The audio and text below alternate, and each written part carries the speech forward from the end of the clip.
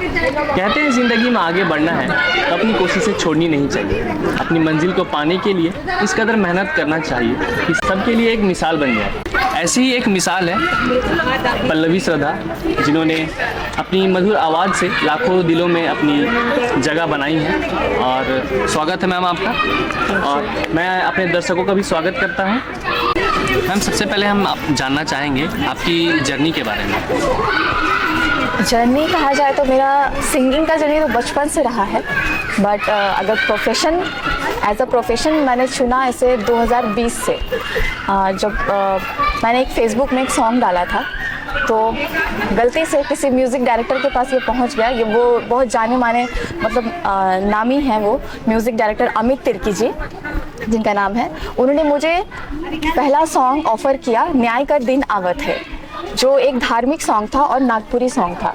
तो वहाँ से मेरी जर्नी स्टार्ट होती है नागपुरी इंडस्ट्री में। उसके बाद मुझे रोमांटिक सॉन्ग मिला, उसके बाद फिर धार्मिक सॉन्ग, ये सिलसिला चलता गया और आज तक मैं इस इंडस्ट्री में अभी काम कर रही हूँ। और लगभग मुझे लगता है 60 से ऊपर मेरे सॉन्ग्स यूट्यूब पे आ चुके हैं। ओके मैम, तो मैम जैसे कि आपने अमित सर के बारे में बताया, तो मैम जैसे कहा जाता है इस फील्ड में आगे बढ़ने के लिए हमें किसी का साथ और किसी का हाथ का ज़रूरत होता है। तो क्या हम अमित सर को ही मान सकते हैं या फिर कोई और थे जिनका आपके ऊपर हाथ? हाँ बिल्कुल, ज़रूर। पर उनके तक पहुंचाने का अगर मैं श्रेय दूं तो वो मेरे पापा हैं, क्योंकि ये वीडियो उनके द्वारा ही उन तक पहुंचाया गया था। तो पहला श्रेय मेरे पापा को जाता है, उसके बाद अमित तिर्की जी को, और इसी तरीके से बहुत सारे लोग हैं जो लोग मुझे सपोर्ट किए हैं, आज तक कर रहे हैं। तो बस मैम, जैसे कि आपने बताया कि आपके पापा का हाथ रहा है, तो मैम थोड़ा आप कुछ और बता सकते हैं? शुरू से ही मेरी फैमिली हमेशा सपोर्टिव रही है मेरे सिंगिंग को लेके। चाहे मैं डांसिंग भी करती हूँ तो हर चीज़ में मेरा सपोर्ट रहा है मेरे फैमिली का। तो पहला श्रेय तो मेरे फैमिली को देना चाहूँगी। और अगर मेरी फैमिली मेरे सपोर्ट नहीं करती तो शायद मैं आज इस इंडस्ट्री में इतना नाम नहीं कमा पाती, क्योंकि मुझे शुरुआत में लगा था कि शायद मैं नागपुर इंडस्ट्री में अगर कदम रख रही हूँ तो पता नहीं लोग किस तरीके से मुझे मतलब एक्सेप्ट करेंगे कि नहीं करेंगे, फैमिली एक्सेप्ट करेगी कि नहीं करेगी, पर पूरा सपोर्ट रहा। तो मैम, जैसे कि हम जान रहे हैं कि आप नागपुरी और धार्मिक दोनों सॉन्ग्स आप गाते हैं, तो मैम आपको किस तरह का सॉन्ग्स आपको पसंद है? मुझे अगर पर्सनली कहा जाए तो मुझे धार्मिक सॉन्ग गाने में बहुत अच्छा लगता है, बट उसी बीच में ये होता है कि यूट्यूब पे बहुत लोग समझ नहीं पाते हैं। लोग क्या कहते हैं कि तुम धार्मिक भी गा रही हो, रोमांटिक भी गा रही हो, तो इस तरीके से कंट्रोवर्सी बहुत हमेशा मुझे झेलना पड़ता है। बट लोगों को मैं इतना बताना चाहूँगी कि सिंगिंग एक कला है, उसको इस तरीके से मतलब ये नहीं किया जाए कि तुम धार्मिक गाना गाती हो तो तुम धार्मिक ही गाना गाओ। तो कोई बात नहीं, मेरा कला है, तुम मुझे दिखाना है और लोग प्यार देते हैं तो बस अच्छा लगता है। और मैम, जैसे अभी बातचीत का दौर तो चलते ही रहेगा, तो मैम हम सभी चाहेंगे, हमारे दर्शक भी चाहेंगे कि आप अपने कुछ पसंदीदा गानों में से एक आप हमें कुछ 2 लाइन सुना दें तो हमें भी अच्छा लगेगा और हमारे दर्शकों को भी। ज़रूर। मेरा एक पहला सॉन्ग आया था इजाज़त, और अभी उसके बाद फिर एक सॉन्ग आया है एक और इजाज़त। तो मैं वो सेकंड सॉन्ग को मैं आप लोगों के सामने सुनाना चाहूँगी, वो जो रिलीज़ हो चुका है। वो कुछ इस तरीके से है। इजाज़त अगर सनम दे तो की बाहों में मोह भर लूं, तुम इजाज़त अगर सनम दे तो की बाहों में मोह भर लूं।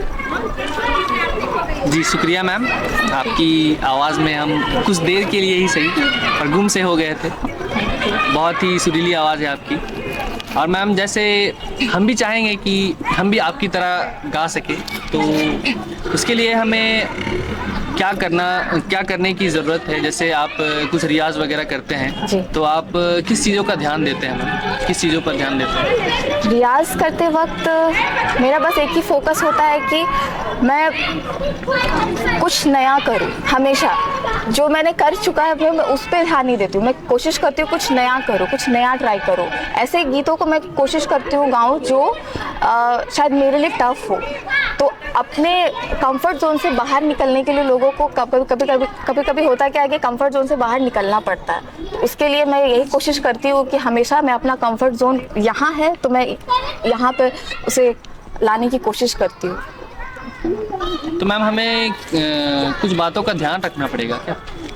हाँ ज़रूर, क्योंकि जब हम रियाज़ करते हैं तो कोशिश करना चाहिए कि जब हम किसी भी गीत को अगर उठा लें तो पहले तो हमें उस गीत को अच्छे तरीके से सुनना चाहिए और सुन के उसे फॉलो करना चाहिए कि किस तरीके से उसे गाया जा रहा है। तो सॉन्ग ऐसा होता है ना, गीत जो कोई भी गा सकता है। तो हमेशा कोशिश करना चाहिए कि नए नए गीतों को ट्राई करें और अपने कला को और बढ़ाएं।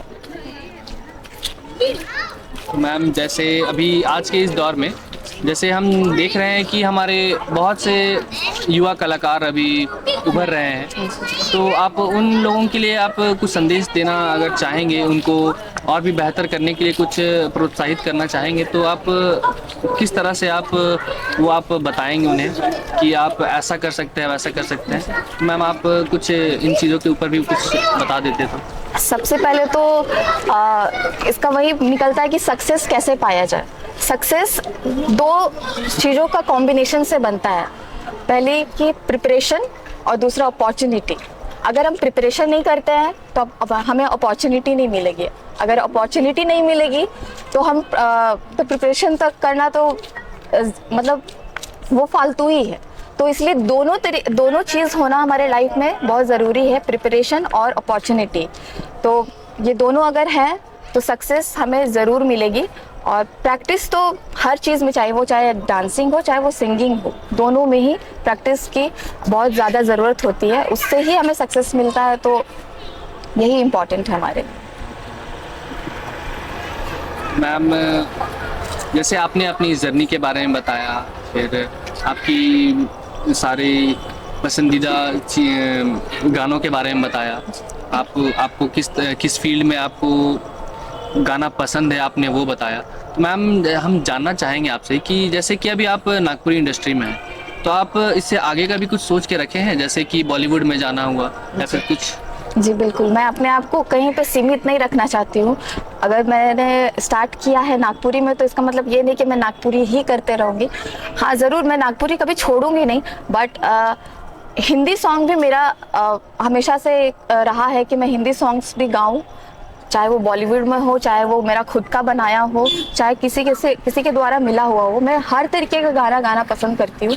तो मैं बॉलीवुड में भी ज़रूर ट्राई करूँगी, बट अभी मैं अच्छे तरीके से खुद को तैयार कर रही हूँ ताकि कोई भी कमी ना रहे मेरे अंदर। तो मैम आपको और कितने समय के बाद आपको हम लोग हिंदी सॉन्ग्स पे देख सकते हैं या फिर सुन सकते हैं? देखिए, जैसे मैंने कहा कि प्रिपरेशन और अपॉर्चुनिटी दोनों ज़रूरी है, तो अभी मैं प्रिपरेशन के दौर पे हूँ। तो शायद अगर मैं अच्छा अपने आप को तैयार कर लूँ तो हो सके तो मुझे बहुत जल्द अपॉर्चुनिटी मिलेगी। तो उम्मीद है कि आप लोगों को बहुत जल्द देखने को मिलेगा। जी, हम भी सुनना पसंद करेंगे। ज़रूर। धन्यवाद मैम, आपने हमें इतनी सारी चीज़ों को बतलाया। और तो मैम जैसे आपने जैसे अभी हमारे युवाओं के लिए बताया कि हम ऐसा कर सकते हैं, वैसा कर सकते हैं, तो मैम आप हमें ये भी बतला दीजिए मैम कि जैसे अगर कोई युवा इस क्षेत्र में इस फील्ड में आना चाहता है तो वो किस तरह से अपने आप को प्रिपेयर करे कि हाँ इस फील्ड में वो अपनी जगह बना सके और आगे बढ़ सके? सबसे पहले तो अगर सिंगिंग में अगर आपको इस क्षेत्र में अगर आगे बढ़ना है तो पहला तो आपको शास्त्रीय संगीत जो होता है, जो जड़ है सिंगिंग का, वो आपके पास होना चाहिए। अगर वो है तो आपके पास समझिए एक औजार है जिसके द्वारा आप बहुत कुछ कर सकते हैं। तो पहला तो शास्त्रीय संगीत, और दूसरा कि प्रैक्टिस, अगर आपके पास प्रैक्टिस है तो वो भी आप कर सकते हैं। और आजकल का ज़माना यूट्यूब का ज़माना, इंस्टाग्राम का ज़माना है, तो यहाँ पे कोई किसी को रोक नहीं सकता। आप अपने टैलेंट को शो कर सकते हैं, जिसके द्वारा लोगों तक ये आवाज़ पहुँचेगी। आप अगर डांस करते हो तो डांस के द्वारा आप लोगों तक पहुँच सकते हैं। तो सोशल मीडिया पे अगर आप अपने कंटेंट को डालते हैं तो जाहिर सी बात है, लोगों को अगर पसंद आएगी तो आपको अपॉर्चुनिटी सामने से ऑफर होगी और आप इस पे बहुत कुछ कर सकते हैं। मेरे साथ भी यही हुआ था, मैंने भी सोशल मीडिया से ही स्टार्ट किया है। लोग मुझे जाने फेसबुक के द्वारा, तो मैं तो बस यही सजेस्ट करूँगी, आजकल का ज़माना सोशल मीडिया का है तो आप उस पर ज़रूर अपना कदम रखें और अपने आप को निखारें उसमें। मैम, आपसे बातचीत करते हुए पता ही नहीं चला कि समय कब गुजर गया। और इसी प्रकार हम धन्यवाद देते हैं पल्लवी श्रद्धा जी को गौसना टाइम्स में आने के लिए और हमें अपना कीमती समय देने के लिए। धन्यवाद मैम आपका। Thank you. और हम धन्यवाद देते हैं आप दर्शकों का भी, आपने हमारे इस इंटरव्यू को सुना। आपको एक बार और फिर से धन्यवाद देते हैं और आपको आपके भविष्य के लिए ढेरों सारी शुभकामनाएं देते हैं। Thank you. धन्यवाद। जोहार।